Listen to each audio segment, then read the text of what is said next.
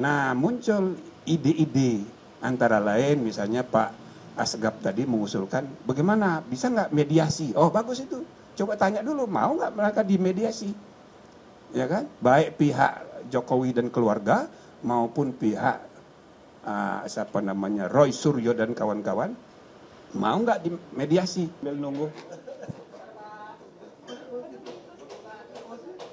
Sebelum dimulai saya mau mengumumkan email, bagaimana ya?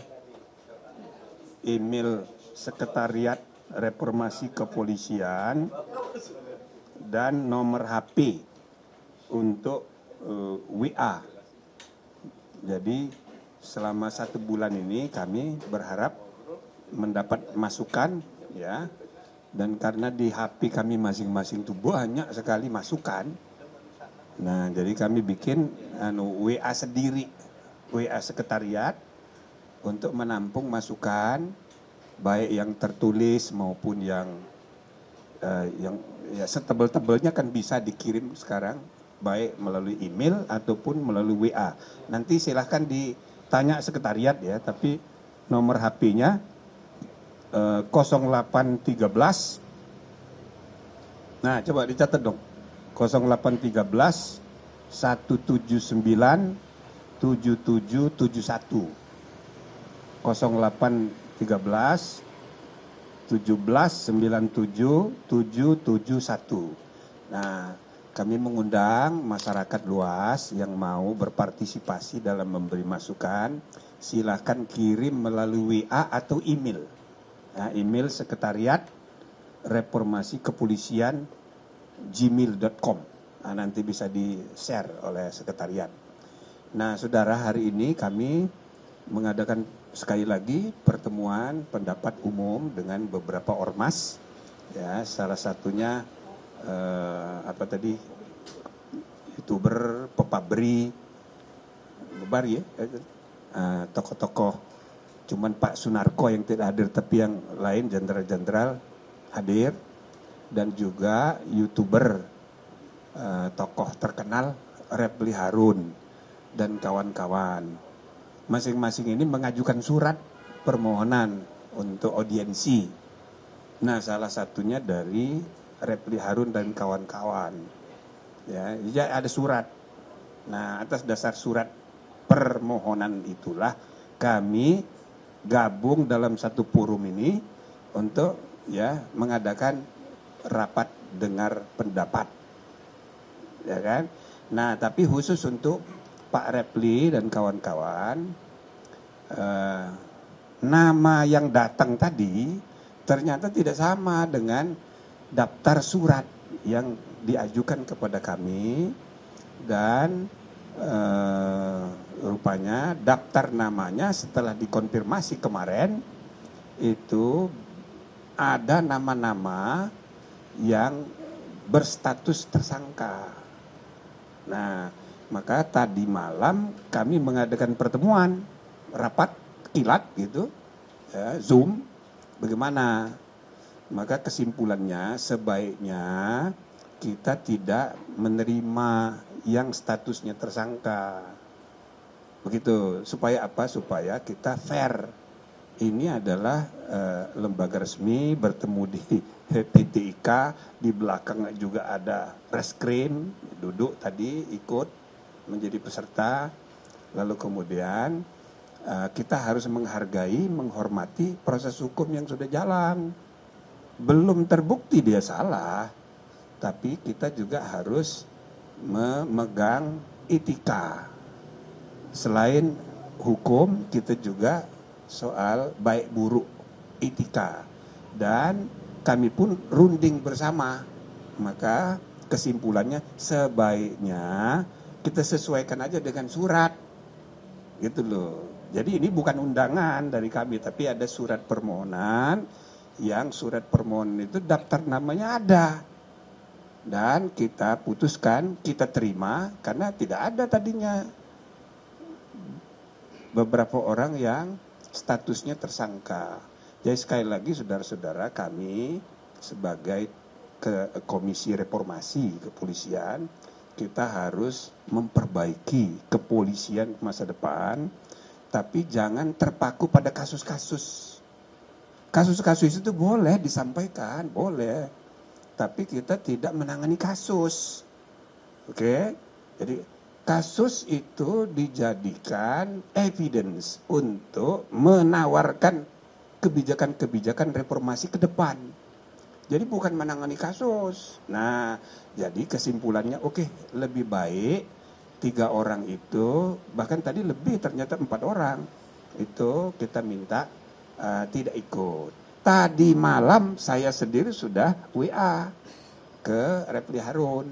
Saya sampaikan ini kesimpulan rapat itu sebaiknya nggak usah. Jadi tolong dikasih tahu, nggak usah datang. Nah, lalu dia jawab, oh ini bagaimana, bisa nggak ini, oh ada alas. Ya saya bilang jangan, itu udah kesepakatan. Udahlah, yang penting you sampaikan saja aspirasi sekeras-kerasnya, kita dengar. Nggak usah ragu-ragu, nggak usah takut-takut, ngomong aja sekeras-kerasnya, pakai teriak-teriak boleh. Bicarakan bagaimana memperbaiki kepolisian dengan kasus ijazah palsu, boleh silakan. Cuma orangnya nggak usah hadir. Saya sampaikan begitu. Nah, ternyata kalau menurut dia tadi, dia tidak beritahu kepada yang 3 orang, Roy Suryo, Tifa Fauzia sama Rismon, tidak diberitahunya. Maka tentu saja kaget ini kan, Tifa, ya kasihan juga. Saya merasa, waduh bagaimana ini. Nah, akhirnya ya kita kasih kesimpulan begini, apa mau duduk di luar saja, atau ya udah pindah ke belakang tapi nggak boleh bicara. Mereka ini ya pejuang, iya kan, sebagai pejuang, oh dia nggak mau keluar WO gitu loh. Saya ya sebagai ketua komisi, saya menghargai sikap dari Refli Harun, itu aktivis sejati, memang mesti begitu, dia tegas.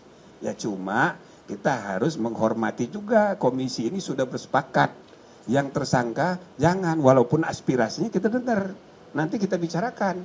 Misal tadi ada ibu apa tadi menyampaikan tentang kasus Tifa,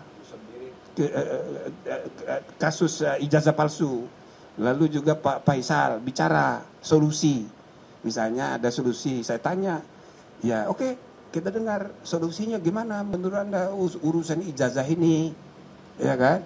Saya cerita, saya ketua MK pertama tahun 2004, pertama kali ya Pilpres dan pemilihan umum yang perselisihannya dibawa ke MK. Itu banyak sekali kasus ijazah palsu, banyak sekali. Gitu loh. Maka tahun 2004 itu syarat menjadi caleg itu SMP. Nah, maka atas dasar pengalaman itulah kami menyarankan kepada pemerintah supaya ditingkatkan dong, jangan SMP, jadi SMA. Maka tahun 2009 pemilunya itu syarat caleg itu SMA. Ternyata tetap banyak juga ijazah palsu itu. Dan kemarin terakhir 2024, 20 tahun kemudian, terakhir kasus pilkada kemarin, dari 40 yang disidang substansinya oleh Mahkamah Konstitusi, 7 diantaranya berkaitan dengan ijazah palsu. Jadi saudara, ijazah ini adalah ya masalah serius di Indonesia ini. Jadi mudah dipakai untuk alat persaingan politik. Dan yang kedua, ini tandanya administrasi perijazahan kita, administrasi organisasi dan lembaga publik pemerintahan kita masih sangat buruk. Maka saya tanya kepada teman-teman yang hadir ini termasuk Faisal, Askaba, apa solusinya? Coba dipikirkan, kita mau bantu walaupun mereka tidak hadir. Karena ketidakhadiran itu karena kesepakatan kami harus dihormati. Ya bukan, kalau ketemu saya pribadi, ketemu Pak Mahfud, boleh, nggak ada masalah. Tapi rapat tadi nggak bisa, kami udah putus gitu loh. Nah muncul ide-ide, antara lain misalnya Pak Asgab tadi mengusulkan, bagaimana bisa nggak mediasi? Oh bagus itu, coba tanya dulu mau nggak mereka dimediasi, ya kan? Baik pihak Pak Jokowi dan keluarga maupun pihak Roy Suryo dan kawan-kawan mau nggak dimediasi. Nah, jadi status tersangkanya tetap, ya kan? Tapi dimediasi dulu. Kalau misalnya ditemukan titik temu, ya kan? Ya bisa tidak dilanjutkan pidananya. Tapi kalau seandainya tidak berhasil, ya lanjutkan nggak apa-apa. Tidak ada forum lagi yang bisa membuktikan keaslian atau tidak aslinya. Ton tidak bisa, perdata sudah di Solo, ya tinggal pidana. Nah, kalau mau, ya penal, mediasi penal namanya, sesuai dengan filsafat KUHP dan KUHAP yang kemarin disahkan, yaitu restoratif justice. Tapi syaratnya, Rismond dan kawan-kawan harus bersedia dengan segala konsekuensinya. Kalau terbukti sah atau terbukti tidak sah, itu masing-masing harus ada risiko. Gitulah kira-kira. Tapi silahkan mereka bahas, ya intinya apa yang tadi kami sudah selesaikan hari ini, bagian dari ya mengundang aspirasi, mendengarkan aspirasi masyarakat luas untuk perbaikan. Ketika ada sesuatu yang tidak benar, kita suarakan. Ya bagaimana semua terangin dia sedungu ini? Ini manusia pecundang yang sangat merugikan bangsa kita ini. Saatnya jadi member eksklusif di channel YouTube Official iNews. Tantang lagi para tambah sumpah di atas Al-Quran. Dia pengen masuk TV. Konten premium yang tidak tayang di TV. Live interaction. Halo pemirsa iNews, ini baru selesai. Emoji dan badge spesial. Reakses konten pilihan. Klik YouTube Official iNews. Join member hanya Rp10.000 per bulan.